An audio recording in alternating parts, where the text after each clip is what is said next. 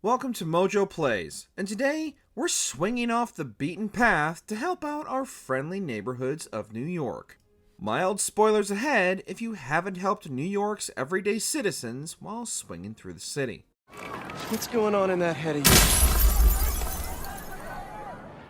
SpiderBots. Hey guys, I'm getting a strange SpiderBot signal. You got that too? After Genki contacts the Spidermen about a weird signal piggybacking off their Spider-Man signal, Peter and Miles begin to scour the city for these little robo-buddies and track down its source. Each SpiderBot is designed after not only one of the many Spider-Men from across the multiverse, but also some other familiar faces as well. They might be a bit harder to track down than Peter's backpacks in the 2018 game, as they don't appear on the map, and are instead tracked down by their multicolored pulses.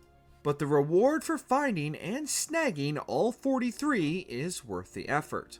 After collecting the final bot, Genki will trace the signal to a random alley where a portal opens to a mysterious bartender who seems to know an awful lot about Spidey and his counterparts. This character was actually cut from the recent Across the Spider-Verse movie, further tying all versions of Spidey together, no matter the medium.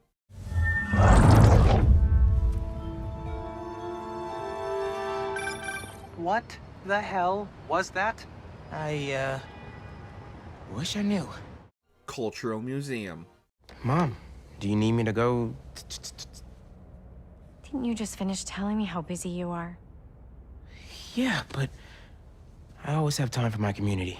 A large part of Miles' character has always been his connection to not only his neighborhood, but also his heritage, and the side quest Cultural Museum manages to give both those elements their time to shine. After Museum has their priceless instruments stolen just before their grand opening, Miles attempts to track them down to save the museum from being shut down, and finds the simple robbery goes much deeper than he expected. After rescuing the instruments and bringing all the perpetrators to justice, Miles gets to attend the grand opening night and learn the history of not only the significance of the instruments and their continued impact on music today, but also the musicians themselves. The entire mission culminates in a touching moment between Miles and his mother Rio that offers a very heartwarming end to what easily could have been a standard heist side quest. Come on, stop. Stop it. Get out of here. Dance with me. Show me how to salsa. BV Club Fair. I just heard two words. Missing in person. So I'm gonna say yes. Balancing life and his responsibilities as Spider-Man, Miles is still in the early days of figuring things out, and something as simple as attending a college fair becomes entangled in Miles' balancing act. After overhearing one of the school's teachers has gone missing, Miles is able to track her down, right as Mr. Atlas, who oversees scholarships for the college Miles desperately wants to attend, calls him to do an interview. The mission itself is fairly standard, but the addition of watching Miles squirm as he attempts to deal with not only the enemies in the area, but also Mr. Atlas's questions really nails home how difficult it can be for the Spider-Man to find a perfect life-work balance. Hi, Miles. I appreciate your dedication to interviewing, but I could tell you were clearly busy with something important. Mr. Sinclair put in an excellent word for you, as did Principal Evans. So let's do this right and meet this week on campus, in person. Uncle Aaron's stashes. Are you really putting Prowler behind you? Behind us. After the events of Spider-Man Miles Morales, Uncle Aaron has vowed to hang up the Prowler suit for good so he can be there for his nephew and be the role model he needs to be. However, being unable to reclaim his Prowler tech he has scattered around the city, he asks Miles to make sure it doesn't fall into the wrong hands. With each stash that Miles finds, Uncle Aaron breaks down its significance while also giving Miles glimpses into Uncle Aaron and Jefferson's brotherly bond growing up, as well as their numerous close calls as Jefferson pursued the Prowler during his criminal career. However, after finding the last Prowler stash, Miles believes his uncle might be returning to his old ways, and rushes back to his apartment complex only to find his mom Rio has followed Miles' lead, and helped give Aaron a second chance by co-signing the next door apartment. Family runs deep after all. Monster in Queens. So, you need my help? Yes.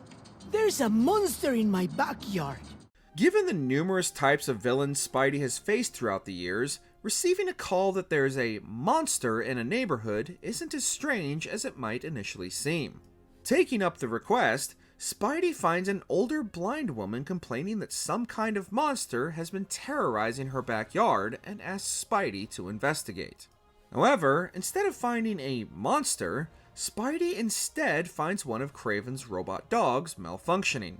Affectionately nicknamed Fido due to his coding, Spidey ends up defending the robotic pup from Kraven's men attempting to reclaim their tech. With Fido still on the fritz, Genki manages to reprogram Fido to be the best doggo he can be by downloading an entire internet's worth of dog videos to his programming, making him the perfect guide dog for an old blind woman with animal allergies. I can have him trained at the center so he can be properly registered.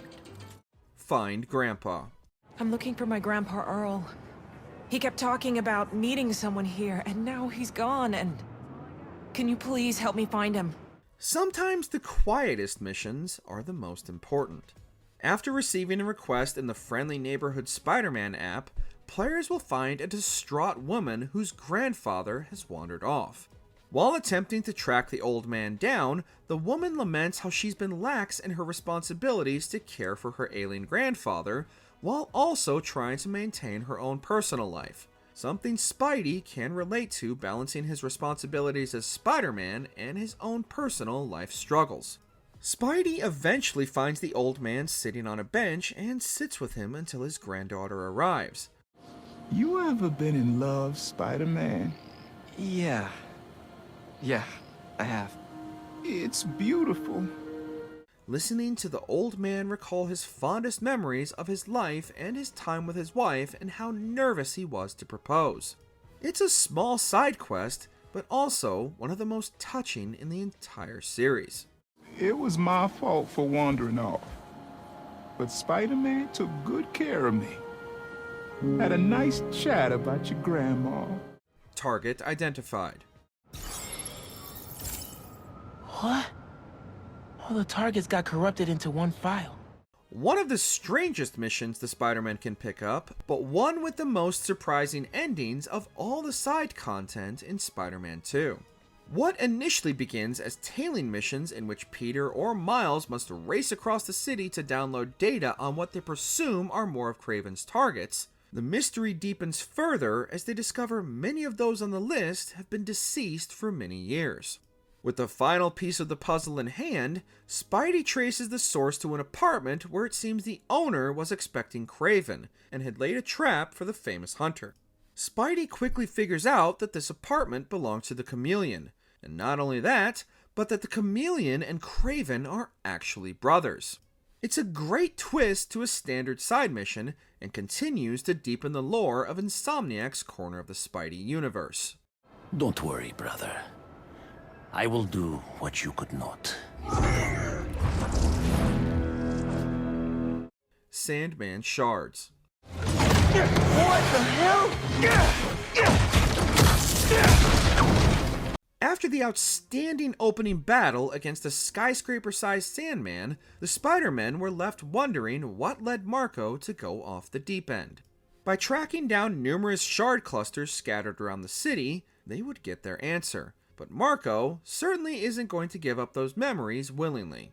Inside each crystal is a memory shard, containing part of Marco's broken psyche, as well as clues to what led him to attack the city after being dormant for so long. Somehow, Kraven and his hunters had tracked Marco down and captured him, but his only concern throughout everything was that his daughter Kemia was safe.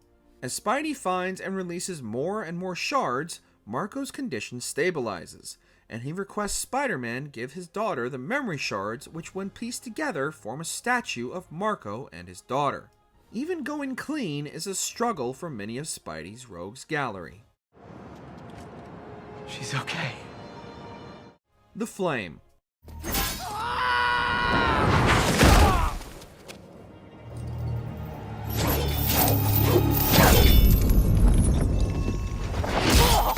Yuri's turn during 2018 Spider-Man DLC left many fans wondering what became of Spidey's former police force ally, and in Spider-Man 2, Yuri re-emerged as the anti-hero Wraith. Continuing to dish out her own brand of justice, Yuri is tracking the Flame and his Doomsday cult, which looks to burn the city to the ground one building at a time, and demands absolute compliance from its members.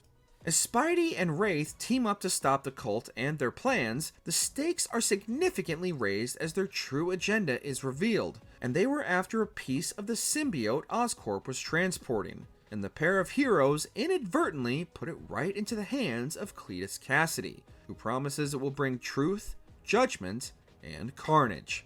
It's a fantastic twist that only die-hard fans could have seen coming, and will likely play a major role in the inevitable Spider-Man 3 as Yuri vows to track Cassidy down. I'll start checking his old aliases. Archie Abel, Walter Wackman, Cletus Cassidy. But this could take months, maybe even years. Howard. Hey, Howard. Pidgey. How are you both doing? Oh, we're getting by. Would you like to join us? Players were first introduced to Howard and Pidgey in 2018 Spider-Man Adventure, as Spider-Man had to track down all of Howard's missing birds. Howard returned in Spider-Man Miles Morales and asked the new Spidey to track down 3 of his birds, who turned out to be being used to commit crimes. Guess they were jailbirds. In Spider-Man 2, fans receive a request from Howard to join him on the pier, and he talks to Spider-Man about his life in New York and relives some of his most important memories with the web-slinger before asking Spidey to find his pigeons a new home. Spidey obliges and brings Howard's birds to a park near Aunt May's, before returning to tell Howard his birds are safe and sound, only to find Howard had passed away from natural causes and had spent his final moments with a friend and making sure his birds were safe. We're not crying, you're crying. If it helps, it looked like he was at peace. He was. He's finally on that adventure with his wife. Did you enjoy this video? Check out these other clips from MojoPlays, and be sure to subscribe and ring the bell to be notified about our latest videos.